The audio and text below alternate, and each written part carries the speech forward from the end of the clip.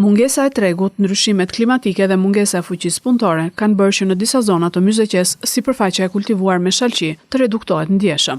Në fshatin Suknjit të Roskovecit, fermeri Sajmir Kodheli thotë se nga 5 hektar që kishin mbjell vitin e kaluar, këtë vit kanë mbjell me shalqi 2 hektar.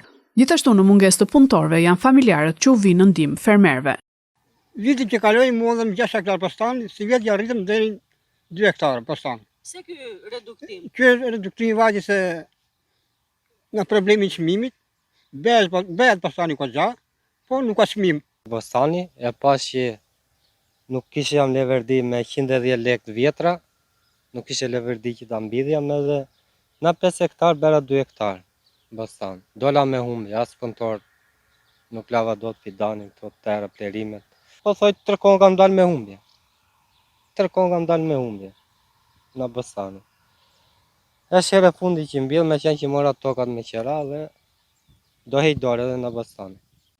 Unë jam një nen me 4 fëmijë. Jam 65 vjeçe. Po dytërohem po vin këtu, e bëj mallin fëmit, do matja, duolëm zero me gjithë sallatorin. Fëmit u hodhën tashi na sharqiri. E kanë marrë tokën me qira, me 50.000 lekë dy lymin. 3 milion u vajti ajoja, farishtja. Punimet, zorra, qatë të tëra. Venë më tepër nga 10 milion. Qa do majnë fëmit e mi? Edhe vjetë e patën sharqi këtu, morën 5 lymë mbullën, edhe nuk duolën gje. Si vjetë u dytëruan mbullën 2 hektar. Se që do dalim tash zoti lartë e di, po do dalim ek e ek.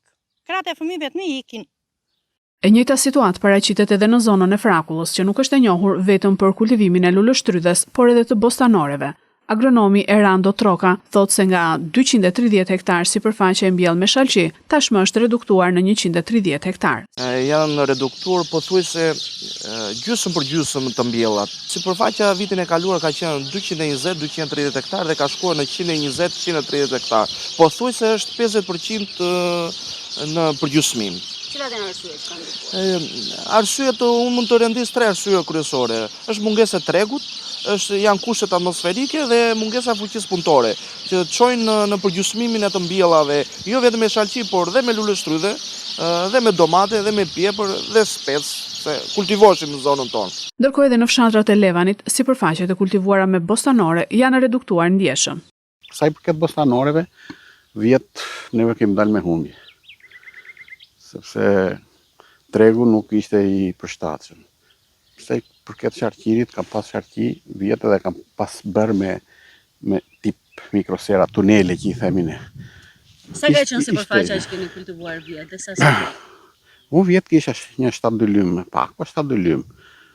Nuk pata interes fare.